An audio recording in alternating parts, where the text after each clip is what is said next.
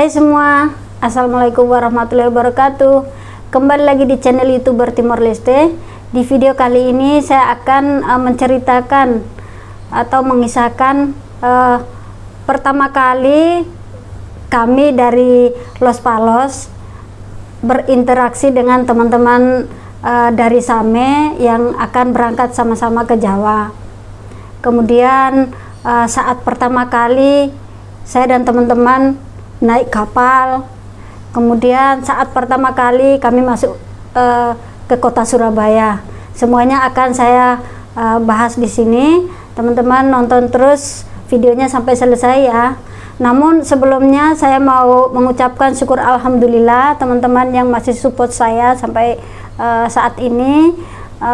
Dan saya juga mohon maaf sebesar-besarnya apabila ada beberapa komentar yang belum sempat saya jawab. Insya Allah ke depan saya akan jawab di video-video selanjutnya. Jadi teman-teman, sampai di Dili itu kami kurang lebih jam 2 atau setengah 3 begitu. Jadi kita langsung diarahkan ke asrama, mandi, kemudian sholat asar. Nah, setelah sholat asar kita rapi-rapikan barang-barang kita semuanya, kemudian kita lanjutkan sholat maghrib. Nah, setelah sholat maghrib ini kita sempat ketemu dengan teman-teman yang dari Same. Di situ tapi kita tidak terlalu fokus sama mereka karena kita juga tidak tahu kalau ternyata teman-teman ini nanti akan berangkat satu angkatan sama kami ke Jawa. Jadi ya kita cuek aja begitu. Nah, namun keesokan harinya adik saya ini kan agak usil, kecil tapi usil. Jadi teman-teman yang dari Same ini kan sudah digundul sama pengurus karena mungkin untuk menandain kalau nanti ketika kita di kapal itu lebih mudah dikenali. Jadi sudah digundul. Nah, adik saya ini karena usil, entah diganggu bagaimana, jadi teman-teman yang dari Same ini marah. Jadi nah ketika setelah sholat asar ini yang kami ini mau ambil jambu karena jambu ini kan letaknya di sebelah asrama putri. Kemudian teman-teman Same ini tinggalnya itu di sebelahnya asrama putri, tempat tinggal mereka itu. Mereka ini hendak mau olahraga ke lapangan. Lapangan ini kan letaknya di depan masjid. Jadi mereka mau ke lapangan itu kan melewati asrama putri dulu. Nah, pada saat mereka itu mau melewati asrama putri, adik saya ini ganggu, sehingga mereka itu kayak tidak terima begitu, mau kejar adik saya. Nah, teman saya yang Siti yang sama saya dari Los Palos ini, dia malah provokasi kami untuk ambil batu lempar ini teman-teman yang dari Same ini. Jadi dari situ pada saat lihat mereka pas dalam kondisi keadaan yang botak itu, memang kami tuh kayak kok aneh ya, orangnya kok besar-besar, kepalanya botak lagi, baru kulitnya tuh gelap, matanya juga besar. Jadi teman saya tuh kayak ayo kita lempar aja yuk katanya. Jadi nah pada saat kami mau lempar malah mereka kejar kami.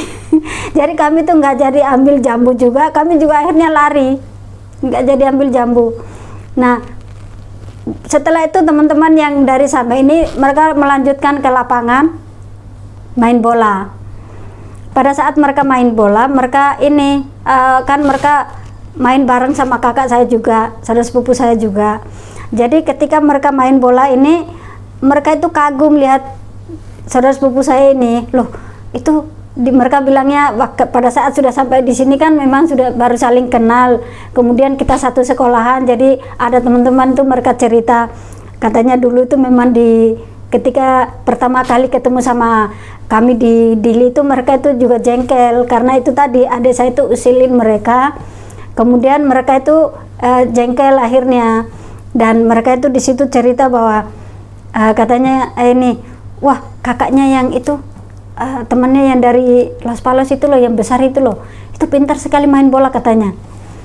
Sedangkan mereka itu heran lihat kakak saya itu pintar main bola, karena mereka sendiri ini belum bisa main bola, giring bola ini belum bisa. Pokoknya asal aja, yang penting bolanya di depan, kejar terus orang di depannya ya tabrak aja. Jadi mainnya itu kasar. Nah, sedangkan kalau kakak saya dia sudah pintar giring bola, bolanya lari kemana dia udah bisa ikutin arah bola. Kalau mereka tidak, pokoknya siapa yang di depan tabrak, yang penting dia dapat bola. Nah, kemudian dari situ mereka mulai baik, mulai akrab sama kakak saya, sepupu saya, kemudian mulai dekat juga dengan adik saya. Nah, dan singkat cerita kita di situ baru mulai kenal. Ternyata teman-teman ini akhirnya yang akan berangkat sama kita satu angkatan ke Jawa. Nah, setelah di situ kita kurang lebih berapa hari ya, 3-4 harian kayaknya kita di Dili waktu itu. Kemudian sudah cukup, kita berangkat ke kapal. Jadi saat pertama kali kami diarahkan ke kapal itu, saya terus terang saya itu tidak tahu kalau ternyata yang kami datangin itu adalah kapal, karena yang saya lihat itu besar sekali seperti rumah. Jadi saya lihat itu pada saat itu seperti rumah, bahkan saya masuk itu seperti gedung gitu loh. Duh, kok seperti ini masa kapal. Terus terang saya benar-benar nggak tahu kalau saya itu sudah sampai di dalam kapal itu, saya tidak tahu. Jadi kami itu diarahkan di satu dek yang memang kita harus di dek ini terus, tidak boleh kemana-mana.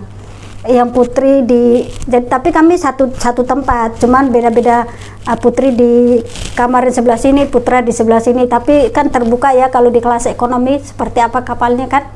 Jadi kita terbuka aja di situ. Pada saat ambil makanan pun kita nggak pergi, mungkin karena dari pihak yang ngantar kami sudah komunikasi dengan bagian kapal. Jadi kalau jam makan itu makanan kami diantarkan, karena memang kita masih kecil-kecil pada saat itu.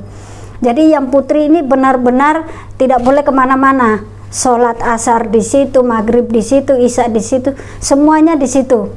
Dan kita nggak pernah tahu di luar tuh gelap, terang, itu nggak tahu. Waktu berganti aja saya tidak pernah tahu. Pokoknya lampu, kalau di kapal kan lampu tuh nyala terus, nggak pernah mati. Dan di situ kan ada TV ya, kita namanya juga dari kampung. Jadi TV nyala itu udah asik aja depan TV. Nonton TV, film-film apa aja diikutin. Jadi kami yang putri ini pokoknya apa ya? Kerjaannya cuma habis makan, nonton TV, nanti kalau sudah mendekati sholat asar, mandi. Terus nanti kalau sudah dekat sholat maghrib, mandi. Pokoknya sedikit-sedikit ke kamar mandi, sedikit-sedikit ke kamar mandi. Kayak heran itu loh lihat apa, kamar mandinya itu kan pakainya mandinya kan air ini shower itu ya. Jadi wah, semangat kita mandi tuh semangat. Ini kita pokoknya harus bersih dan keramas terus terang aja. Waktu saya datang dari berangkat pertama dari rumah itu, jujur rambut saya itu halus, tapi karena sampai di kapal itu saking seringnya saya itu bersama teman-teman tuh cuci rambut itu setiap hari. Karena pokoknya pengen biar wangi katanya. Jadi kita itu cuci rambut setiap hari, cuci rambut, pergi mandi pakai shower kan, ya mau nggak mau kita basahin rambut juga, karena ini siramnya kan dari atas pasti basah lagi. Jadi keramas setiap mandi. Ini yang teman saya satu ini yang Siti, ini yang paling akrab sama saya, memang kita satu bahasa juga. Kita dari Los Palos ini kan memang ini ada 2 suku. Yang saya sama teman saya yang Siti ini satu suku, bahasanya Makassar. Kemudian teman saya 3 orang ini, Nurul, Ayu, Fatima, ini adik berkakak 3 orang. Ini mereka sukunya beda lagi, bahasa Fataluku, dari suku Fataluku, jadi beda lagi. Kemudian saya sama teman-teman saya yang dari Same ini juga beda suku lagi. Jadi kita berangkat ini ada 3 suku, suku Fataluku, suku Makassar, kemudian suku Mambai. Nah, jadi dari situ teman saya yang satu suku sama saya ini setiap setiap mendekati adzan dia sudah ajak saya pergi mandi, dan mandi itu selalu bawa sampo. Dia sampo ini sudah taruh di rambutnya. Dia juga awal berangkat rambutnya itu bagus, tebal, hitam, lurus, tapi karena pada saat di kapal itu dia sampo itu ditaruh aja, dia bikin seperti dia pakai conditioner itu. Jadi setelah disampoin itu nggak dicuci, nggak dibilas, dibiarkan aja. Akhirnya rambutnya itu sekarang tuh jadi keras, kaku. Nah, kemudian sampai selain itu teman-teman yang putra ini bisa boleh kemana-mana, boleh ke sana, boleh ke sini. Jadi ketika mereka mau sholat, apa ya waktu itu, sholat asar kalau tidak salah.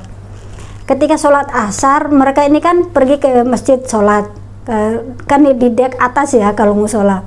Kemudian mereka itu pergi sholat semuanya yang putra. Tapi ketika mereka ini kembali dari musola itu lupa jalan mau ke dek tempat kami tinggal itu, mereka lupa, sehingga mereka malah turun ke bawah ke dek yang lain. Alhamdulillahnya itu karena sudah ditandain dengan si botak ini tadi. Jadi ada orang yang kenal kalau ini anak-anak yang mau berangkat ke Jawa belajar, jadi mereka diarahkan. Lumayan loh, dicarinya agak lama. Jadi setelah ada yang tahu tempat tinggalnya, tempat deknya, akhirnya diantarkan lagi ke dek kami. Nah, jadi kita itu benar-benar yang putri ini hanya di dalam situ sholat asar ya, kita berjamaah sama Bu Amin yang waktu itu antarkan ke Jawa. Beliau yang imamin kita di situ, di dek itu sholat di situ. Kemudian semuanya hanya di dalam dek itu, nggak boleh jalan ke sana ke sini, nanti hilang, karena kan kita tidak ada tanda-tandanya, hanya berjilbab saja. Tapi kan banyak juga yang pakai jilbab, takutnya kita hilang.